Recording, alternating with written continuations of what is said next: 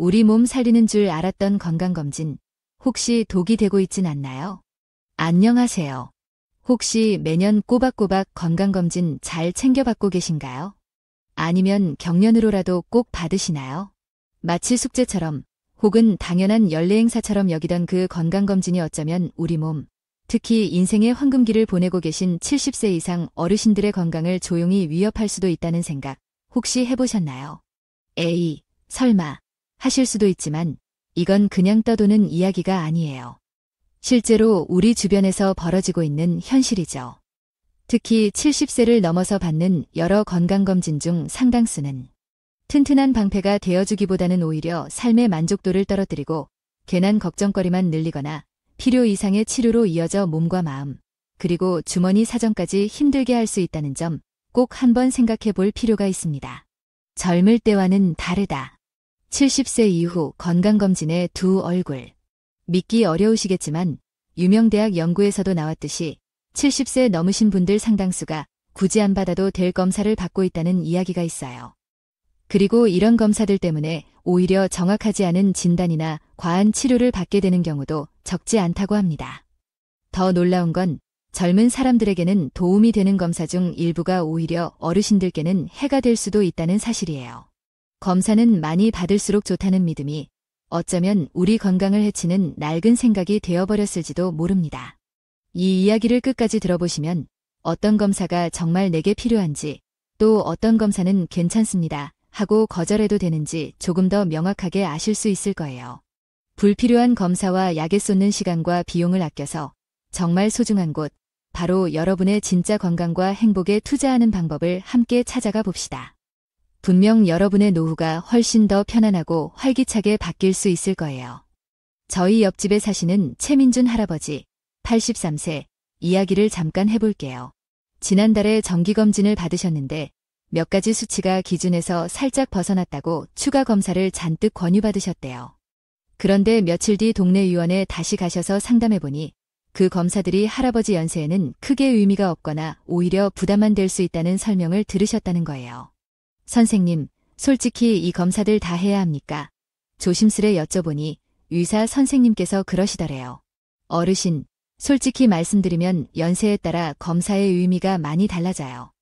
꼭 필요한 것만 골라서 하시는 게 좋습니다. 그 말을 듣고 할아버지는 물론이고 저도 많은 생각을 하게 됐습니다. 우리는 얼마나 많은 검사를 혹시나 하는 마음에 의심 없이 받아왔고 그 결과에 가슴 졸이며 때로는 불필요한 치료까지 감수해왔을까요? 특히 70세가 넘어가면 건강검진의 의미 자체가 달라질 수 있다는 점 꼭 기억해야 합니다.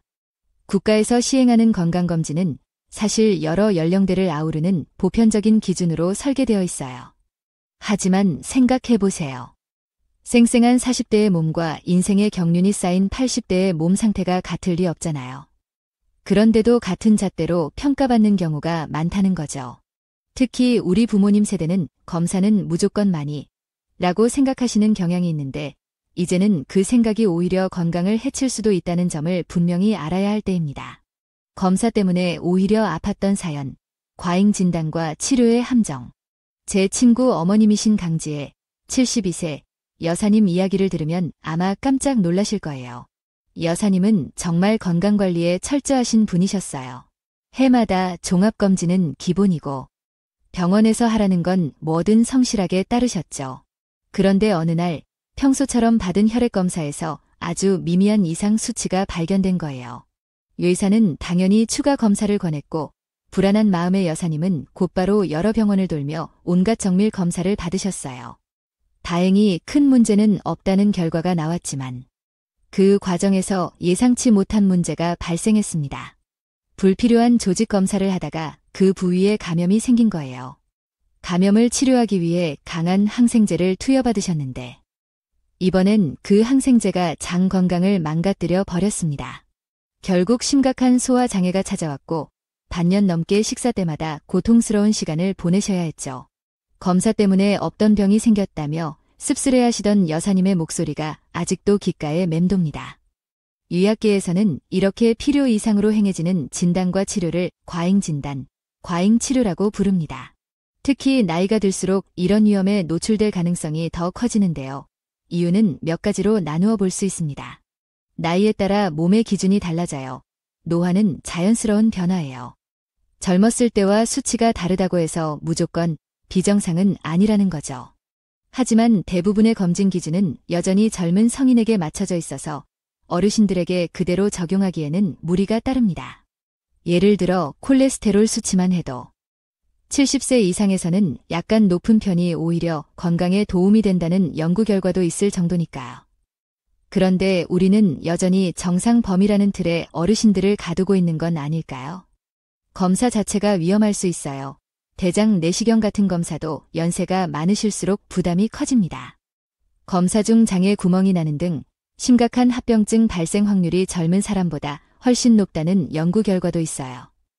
간단하다고 생각했던 검사가 어르신들의 몸에는 큰 충격이 될 수 있다는 사실을 잊어서는 안 됩니다. 약물 치료의 부작용을 간과할 수 없어요. 저희 고모부께서도 건강검진 후 콜레스테롤 약, 스타틴 계열을 처방받으셨어요. 처음엔 꼬박꼬박 드셨는데 얼마 지나지 않아 온몸에 근육통이 생겨서 걷는 것조차 힘들어 하셨죠. 나중에 알고 보니 고모부 연세에는 그 정도 수치가 크게 문제되지 않았고 약 복용의 이득보다 부작용의 위험이 더 클 수 있었다고 해요. 결국 약을 끊고 나서야 통증이 사라지셨습니다. 만만치 않은 경제적 부담, 추가 검사, 약값, 병원 방문 횟수 이런 것들이 쌓이면 경제적으로 상당한 부담이 됩니다. 제 친구 한 명은 1년 동안 모은 여행 자금을 결국 불필요한 검사와 치료비로 다 써버렸다고 속상해하더군요. 건강 챙기려다 오히려 삶의 즐거움을 빼앗긴 셈이죠. 마음을 병들게 하는 불안감. 어쩌면 이게 가장 큰 문제일지도 모릅니다. 검사 결과를 기다리는 동안의 초조함. 수치가 조금이라도 기준치를 벗어나면 엄습하는 두려움. 혹시 큰 병 아닐까 하는 걱정과 긴장감이 우리 몸의 면역력을 떨어뜨리고 실제 건강까지 해칠 수 있다는 사실을 아시나요? 마음이 힘들면 몸도 따라 무너지기 마련입니다. 이 불안감은 어떤 치료보다 더 무겁고 지독한 고통이 될 수 있어요. 그렇다면 70세 이후 우리에게 정말 필요한 검사는 무엇일까요? 모든 검사가 필요 없다는 말이 아닙니다. 다만 내 몸에 꼭 필요한 검사만 현명하게 골라받고 나에게 맞는 건강 기준을 찾아가는 것이 진짜 예방이자 건강관리라는 거죠. 쓸데없는 검사의 시간과 에너지를 낭비하는 대신 그 힘을 삶의 질을 높이는 데 집중할 수 있다면 그것이야말로 지혜로운 노후 건강관리법 아닐까요? 70세 이후 이것만은 꼭 챙기세요. 필수 건강 점검 리스트. 나이가 들면서 우리 몸은 조용하지만 확실하게 변화를 맞이합니다. 이런 변화에 슬기롭게 대처하려면 무엇보다 내 몸의 소리에 귀 기울이고 꼭 필요한 부분을 세심하게 살피는 것이 중요해요. 하지만 무작정 모든 검사를 다 받는다고 해서 건강을 지킬 수 있는 건 아니랍니다. 진짜 중요한 건 나에게 꼭 필요한 검사를 알고 꾸준히 관리하는 것이죠. 지금부터 말씀드릴 5가지는 어르신들의 건강한 삶을 위해 놓쳐서는 안 될 중요한 점검 항목들입니다. 혈압 체크는 매일매일. 고혈압은 조용한 살인자라고 불릴 만큼 증상 없이 다가와 뇌졸중이나 심장마비 같은 심각한 결과를 초래할 수 있어요. 그래서 저는 매일 아침 혈압계를 꺼내 제 혈압을 재는 것으로 하루를 시작합니다. 처음엔 조금 귀찮았지만 이젠 중요한 습관이 되었죠. 오늘 내 몸 상태가 어떤지 숫자로 먼저 확인하고 나면 마음이 놓여. 이렇게 스스로 건강을 챙기는 습관이 중요합니다. 당뇨병, 미리 알고 대비하기. 당뇨병은 여러 합병증을 유발하며 특히 노년기 삶의 질을 크게 떨어뜨릴 수 있는 질병입니다. 하지만 다행히 초기에 발견하면 약 없이 생활습관 개선만으로도 충분히 조절 가능한 경우가 많아요. 저희 동네 한 어르신은 70대 중반에 당뇨 진단을 받으신 후 매일 꾸준히 30분씩 동네 공원을 걷기 시작하셨어요. 1년이 채 지나지 않아 약을 끊고도 혈당이 정상으로 돌아왔다고 합니다. 걷기 시작하고 잠도 잘 자고 기분도 좋아졌어. 당뇨 덕분에 오히려 건강을 되찾은 셈이지. 그분의 말씀이 참 인상 깊었습니다. 뼈 건강 지키기, 골밀도 검사. 특히 여성분들은 폐경 이후 골다공증 위험이 급격히 높아집니다. 뼈가 약해지면 작은 충격에도 쉽게 골절될 수 있고 이는 장기간의 활동 제약이나 심각한 건강 문제로 이어질 수 있죠. 저희 이모님 78세, 은 60대 후반에 골다공증 진단을 받으셨지만 꾸준히 칼슘과 비타민D를 챙겨 드시고 가벼운 근력 운동을 병행하신 덕분에 지금도 허리를 꼿꼿이 펴고 활기차게 생활하고 계십니다. 꾸준함이 건강의 기둥이 되어준 셈이죠. 세상과 소통하는 창구, 청력과 시력 검사. 나이가 들면서 청력이나 시력이 예전 같지 않은 건 자연스러운 현상입니다. 하지만 이를 방치하면 세상과의 소통이 어려워지고 이는 고립감, 우울증, 심지어 인지기능 저하로까지 이어질 수 있어요. 제 친구 아버님도 처음에는 보청기 착용을 망설이셨지만 가족들과의 대화가 줄고 표정이 어두워지는 것을 보고 결국 보청기를 착용하셨어요. 그 후 다시 예전처럼 농담도 하시고 활기를 되찾으셨답니다. 마음의 감기, 우울증 선별검사, 노년기의 우울감은 단순한 기분 탓으로 여겨져 방치되기 쉽습니다. 저희 외할머니께서도 할아버지 돌아가신 후 한동안 밤에 잠도 잘 못 주무시고 기운 없이 지내셨어요. 처음엔 다들 연세 탓이려니 했지만 우울증 검사를 통해 진단을 받고 상담 치료를 받으신 후 눈빛부터 달라지셨습니다. 내가 우울증일 줄은 몰랐지. 그냥 나이 들어 그런가 보다 했는데 치료받고 나니 세상이 다시 환해 보이더라. 마음 건강을 돌보는 것이 얼마나 중요한지 깨닫게 된 계기였습니다. 이 5가지 점검은 단순히 병을 찾아내기 위한 목적만이 아닙니다. 인생의 후반전을 더 편안하고 풍요롭게 보내기 위한 준비이자 투자라고 생각해주세요. 모든 검사를 다 받을 필요는 없지만 지금 말씀드린 이 핵심적인 부분들만큼은 절대 가볍게 여기지 마세요. 나에게 맞는 건강검진, 어떻게 찾을까? 건강검진은 결코 모든 사람에게 똑같이 적용될 수 있는 정답이 아닙니다. 각자의 몸 상태, 가족 중에 어떤 병을 앓았던 사람이 있는지, 가족력, 평소 생활 습관 등을 종합적으로 고려한 맞춤 계획이 필요합니다. 제가 아는 김영수 교수님, 78세의 말씀을 빌려볼게요. 우리 집안은 위암으로 고생하신 분들이 많아서 이내시경은 꼬박꼬박 챙겨받아요. 하지만 다른 암 검사는 의사 선생님과 상의해서 꼭 필요할 때만 합니다. 모든 검사를 다 받는 게 능사는 아니더라고요. 내 몸이 감당할 수 있는 선에서 내게 더 위험할 수 있는 부분을 집중 관리하는 게 현명하다는 걸 깨달았죠. 이처럼 나이가 들어갈수록 우리는 무조건 더하기보다 현명하게 선택하고 때로는 빼는 법을 배워야 합니다. 가족력 확인하기, 부모님이나 형제자매 중 특정 질환, 암, 심장병, 당뇨 등을 앓았던 분이 있다면 해당 질환에 대한 검사는 좀 더 신경 써서 챙기는 것이 좋습니다. 내 생활 습관 돌아보기, 평생 담배를 피워오셨다면 폐 검진을 소홀히 해선 안 되겠죠. 술을 즐겨 드신다면 간 기능 검사를 주기적으로 받는 것이 좋고요. 햇볕 아래서 일하는 시간이 많았다면 피부암 검진도 고려해 볼 수 있습니다. 내 몸이 어떤 환경에 노출되어 왔는지 스스로 아는 것이 중요합니다. 복용 중인 약물 점검하기, 특정 약물은 간이나 신장에 부담을 줄 수 있어 정기적인 기능 검사가 필요할 수 있습니다. 예를 들어 혈압약이나 당뇨약, 관절염 약 등을 오래 복용 중이라면 주치의와 상의하여 필요한 검사를 정기적으로 받는 것이 안전합니다. 의사 선생님과 친구 되기, 병원에 가실 때는 궁금한 점을 미리 적어가세요. 이 검사가 꼭 필요한가요? 검사로 인해 생길 수 있는 불편함이나 위험은 없나요? 이 검사 결과가 치료 방향을 결정하는 데 중요한가요? 제 나이에 이 검사를 건너뛰면 어떤 문제가 생길 수 있나요? 와 같은 질문들을 통해 의사 선생님과 충분히 소통하고 내 건강에 대한 결정을 함께 내리는 파트너가 되는 것이 중요합니다.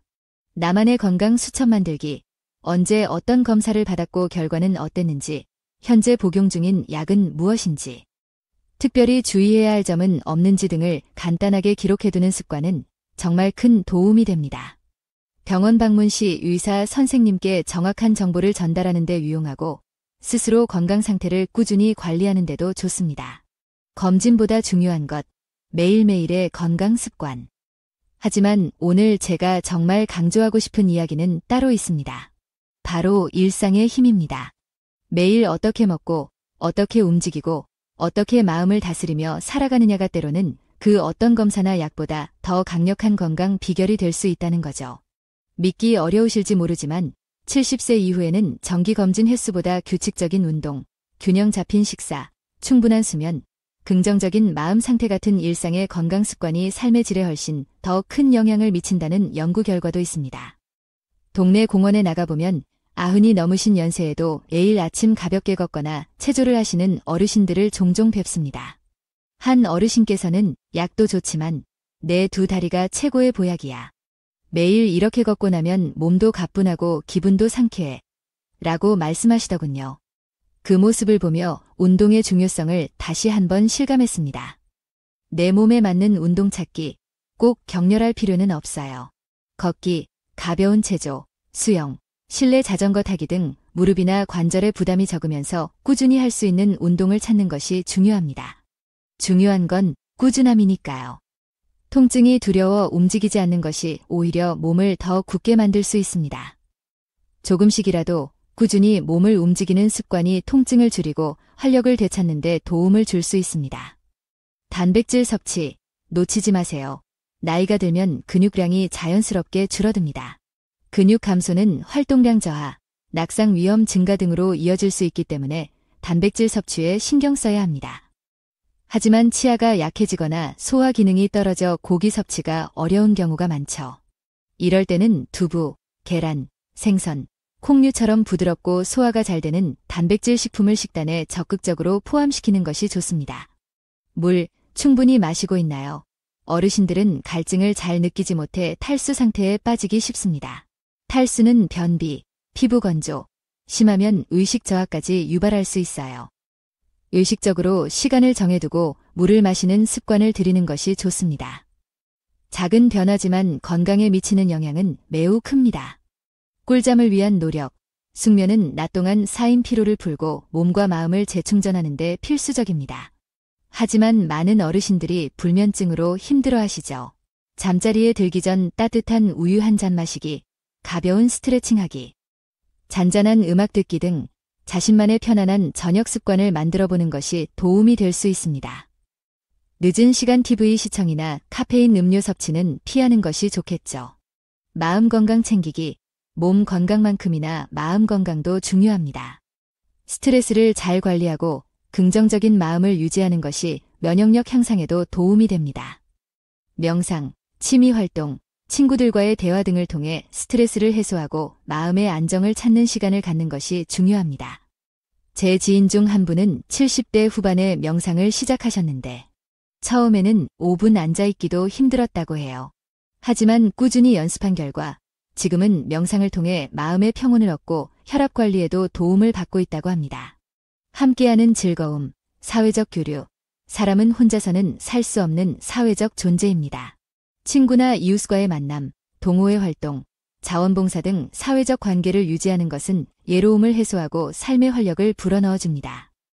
실제로 사회적 고립은 흡연만큼이나 건강에 해롭다는 연구 결과도 있어요. 동네 복지관 프로그램에 참여하거나 종교 활동을 하거나 친구들과 정기적으로 연락하는 등 사람들과 어울리는 시간을 갖는 것이 정신건강은 물론 신체 건강에도 긍정적인 영향을 미칩니다. 진짜 건강이란 무엇일까요? 삶의 질을 높이는 선택. 오늘 우리가 나눈 이야기의 핵심은 무엇일까요? 노년기에 접어들면서 건강검진이 더 이상 쓸모없다는 뜻이 결코 아닙니다. 오히려 그 의미와 목표가 달라져야 한다는 것이죠. 젊었을 때는 병을 일찍 찾아내어 적극적으로 치료하는 것이 중요했다면 인생의 후반전에서는 단순히 오래 사는 것, 수명 연장, 보다 어떻게 사느냐, 삶의 질가 더 중요해집니다. 내가 원하는 삶을 유지할 수 있는 기능을 지키는 것이 핵심 목표가 되는 것이죠. 얼마 전 만난 한 어르신의 이야기가 떠오릅니다. 80대 후반이셨는데 검진에서 암이 발견되어 수술을 권유받으셨다고 해요. 하지만 어르신은 남은 시간을 병원에서 힘든 치료를 받으며 보내기보다 집에서 가족들과 시간을 보내고 평소 하고 싶었던 소소한 일들을 하며 지내고 싶다고 결정하셨어요. 물론 쉬운 결정은 아니었겠지만 그분은 수명보다는 삶의 질을 선택하신 거죠. 그 후 어르신은 통증 관리를 받으시며 손주들과 정원을 가꾸고 친구들과 담소를 나누며 평온한 시간을 보내셨습니다. 결국 진정한 의미의 건강이란 단순히 병 없이 오래 사는 것만을 의미하지 않습니다. 내가 사랑하는 사람들과 시간을 보내고 내가 즐거워하는 일을 계속 해나갈 수 있는 힘과 활력을 유지하는 것. 그것이 바로 우리가 추구해야 할 진짜 건강 아닐까요? 저희 어머니는 늘 말씀하세요.